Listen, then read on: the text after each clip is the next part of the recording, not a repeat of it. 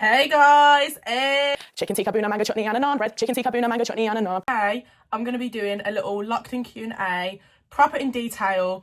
It's a Monday night, so what better night to get drunk than tonight by myself? So I've just got these two cans. I've got a passion fruit martini and a pink grapefruit paloma.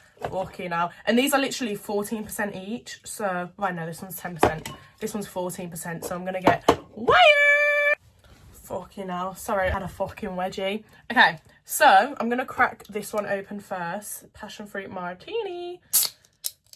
Oh, fucking hell. Okay.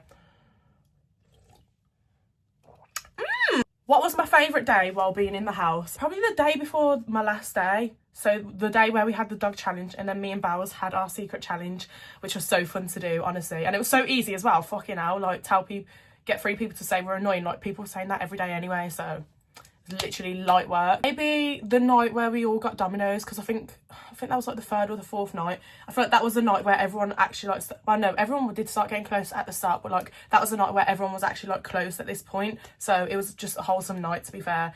That was very cute. Did I watch it back? I got out on the 10th day, so a lot of the episodes were already out, so I literally just watched them like almost straight away. I think bet you was gagging for a drink, babes, listen to this. Let me tell you, I was literally gagging for a drink so bad in there. If there was any time that I could do with a drink, it was in there. Like, I think just because the days are so long and there's just so much going on, like a drink would be so needed. I think the 1st, 2nd, maybe the 3rd day I was literally fine, but then after that I was literally just one drink, please. So now I'm just catching up with all the drinking I missed out on in them 2 weeks, so 10 days.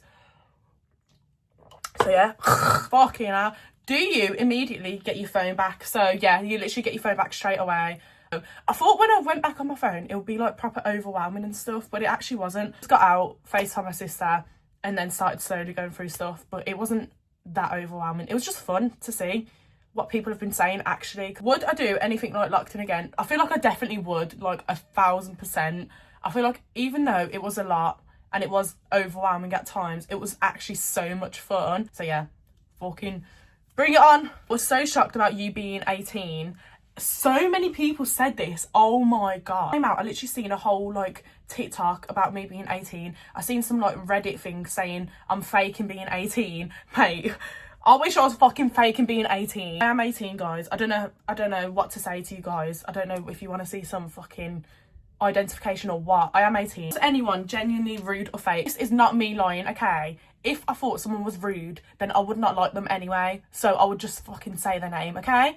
But literally no one was rude or fake. Obviously there was people had their own little like times where they would get upset, you know, they wouldn't be in the mood, whatever, but that doesn't make someone rude. I feel like people don't realise that we actually spend 24 hours a day together. Like, we're all glued to each other, like we're forced to become close. So naturally, by the 3rd or 4th day, we was all literally like family, like a little big family in a way.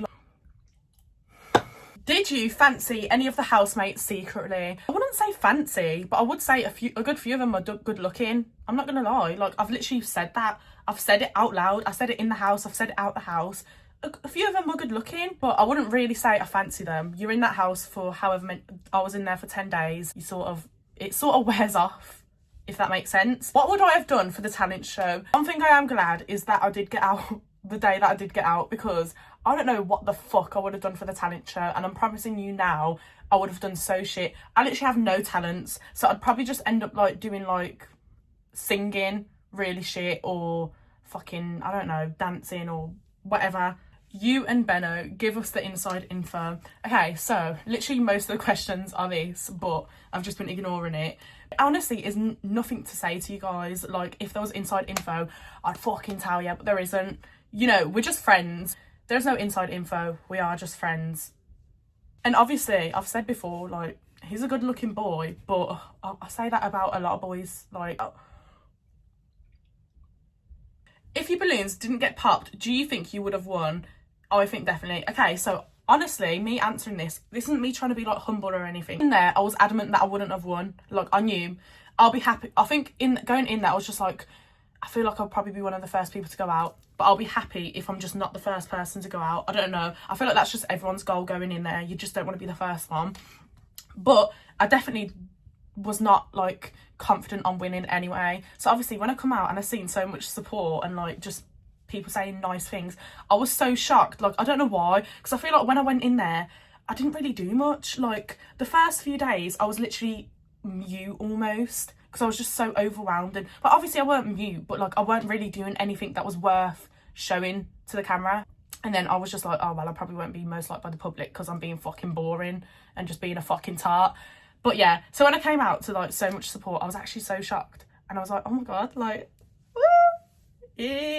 why were you crying and how did you bounce back? It was because basically it was a challenge saying like who said what, and 3 of the statements were about me. So obviously the first statement came about, it was something like, I'd vote Nicole out because I speak to her at least, which during that moment, like literally the first question I was like, okay, fair. Second statement came out, I was a bit like, oh fucking hell, like 2 people, whatever. And then I think during then I started like not tearing up, but I was just a bit like, oh, like because no one wants to feel that way. No one wants to be the person that people vote out because they speak to the least. And when the first statement came about, I think it was literally more of just like a on the spot type of thing. So like, because it was like 3 questions about me, the whole room staring at me now, like I just was holding back my tears so much, but then I just couldn't hold them back. And when you're like holding back your tears and then you actually start crying, literally it comes running out, and like you're trying to like, how did I bounce back? So I feel like the main reason why I bounced back is because like I can't, just because 3 people have said that they vote me out, I'm not going to sit here depressed, because if anything that's definitely going to get me voted out. Like, you know, if I just sit there depressed, don't speak to anyone.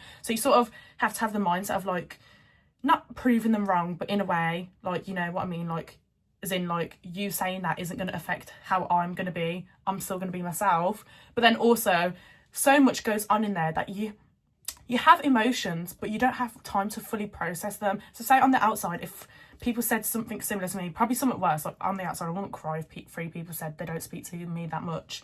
Like, who gives a fuck? Did you have any idea of what time it was? Literally no idea whatsoever. Obviously there was a few times where someone would see on like a producer's phone by accident, but that rarely happened. But as the days go by, it's not a schedule necessarily, but like you sort of like get the gist of like timings and stuff.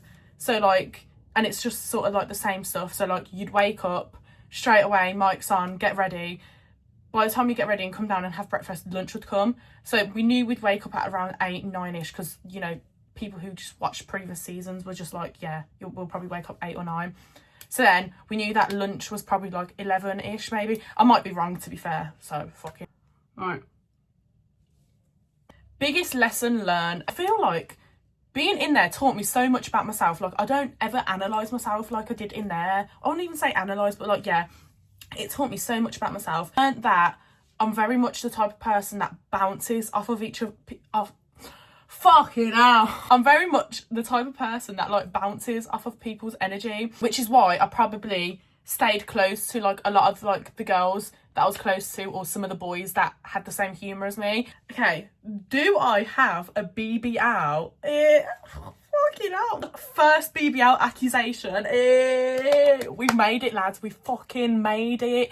No, I don't have a BBL. I fucking wish I did. Okay, I don't. Oh my God, I can't believe I've been accused of having a BBL. Listen, do you know what? I'm screenshotting this. What did we do on Saturdays when there's no episodes? So, even though there's no episodes on Saturdays, filming still goes on. So I'm pretty sure when it came around to Saturday, everyone was like, oh, we're barely going to do anything. We're barely going to do anything. I'm pretty sure we didn't have a challenge that day. No, we wouldn't have, because they would... No, we didn't have a challenge that day. No, was it the dog challenge? Wait. It was literally just as normal. We still filmed, but I'm pretty sure they just put like 2 episodes into one. So it would have been that and then merged it into like the next episode. All right, so that's the end of my locked in Q&A. I hope that answers some of your questions. If you haven't watched the locked in reunion, watch it now, because I'm pretty sure it's out right now. And yeah, thanks for all the support, guys. Just let me know what other YouTube videos you want to see, because I'm really getting on my YouTube grind. So yeah, let me know. Bye guys, thanks for watching.